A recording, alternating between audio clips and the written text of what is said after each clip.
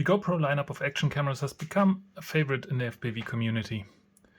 The cameras are really robust, compact, and deliver an impressive image quality which can be used even in professional videography. In larger drones, like 5-inch or even more, it's not a problem to carry a full GoPro, even with a weight of nearly 160 grams in case of the GoPro Hero 9. But with smaller frames, like a Beta 95, which is a very popular platform, it is a question of every gram. Every little bit of weight is crucial. And this is why some crafty people started removing more and more parts from their GoPro cameras to make them lighter. In theory, there's not much needed to record a full video. All you need is the mainboard, lens module, and maybe a button or two to control the camera. You do not need the battery if you power the camera from your flight pack. You might even get away without any controls if you use the GoPro app. All the heavy parts like the metal frame or the battery are not strictly needed. For the older models like the GoPro 6, the process was quite easy and did not involve much force.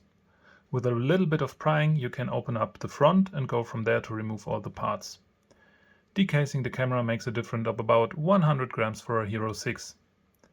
With the Hero 9 it gets even better. It can go from about 160 grams to as low as 20 grams for a completely stripped GoPro. This little plastic case will add a few grams, but that's not that much in comparison to the full weight of a complete GoPro. But the people at GoPro made some changes to the case and it is now more durable and also fused together. There are 3 parts, a front part, a middle part and a back part, and as you can see here for the front part there is a visible seam, but there is no way to separate them without force. There are a few videos on the net on how to open it up, but they usually use quite a lot of force, and tools like a hacksaw or a serrated knife or even rotary tools, a Dremel with a cutting disc, to cut into these seams and brutally remove the front or back. As you might imagine, this will produce quite some debris and will also really make sure that you never use any part of the case again. I was pretty convinced that there had to be a less destructive way. Just to be clear, I'm fully aware that the process will always be reversible, but I am a total fan of leaving as little damage as possible. That's why I took my heat gun, this one here, and a simple box cutter like this one, to the case and went on trying to open it. As you can see, this case has already been opened, but since I do not own a second GoPro 9, I will have to use this one to demonstrate how I did it. The first thing to consider is that on the Hero 9 you will not have much success if you try to open it from the front, which worked great for a Hero 6 for example. It is much easier to open up the back side, which seems counterintuitive with a touch screen that covers up the whole backside. A little disclaimer before we start: if you do this to your camera, you risk to break it. I will not take any responsibility for any damage to your devices. But let's get to it. I will use the heat gun on a moderate setting, which produces about 200 to 250 degrees Celsius, and I will try to heat up one edge at the time.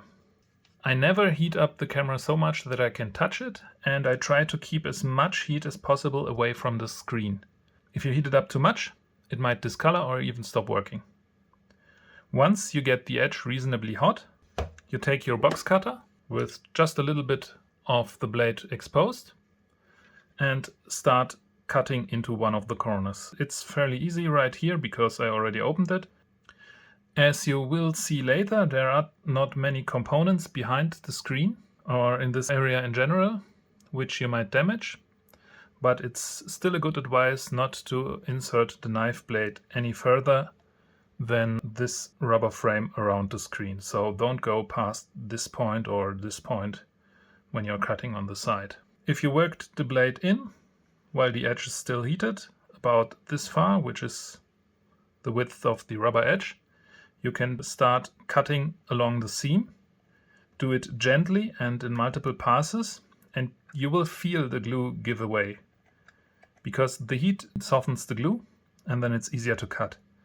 You will feel when the blade goes in further, and still try to not go too deep into the case.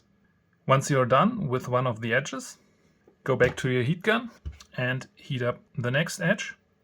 When it's hot enough, the same process. You cut into the corner and then work your way along the edge. Once you completed all 4 edges, don't just rip open the back case, because there still is a flex cable which is connected to the screen, and there are also 2 black tape strips which connect to the back of the screen. They are probably for heat conduction or at least for grounding the components. And if you open it carefully, you can see them, and with some gentle force you can just remove them from the back. The flex cable is long enough that you don't have to worry much about it, and you can then open up the case and disconnect the cable from the screen. As you can see here, this process doesn't really damage the edges a lot, like you can see here, and this leaves the opportunity to use this parts as spare parts if you get a broken GoPro. You might even be able to glue it back together again. Well, this is already the hardest part. The rest of the process is quite straightforward, but unfortunately I can't really show it on this camera. But I wrote a blog article which is linked in the description, to which I would refer you if you want to see how you take out all the components and how you put them into a nameless RC case like this one. If you have any questions, leave them in the comments on this video or on the blog page that is linked. Thank you for watching, and see you next time.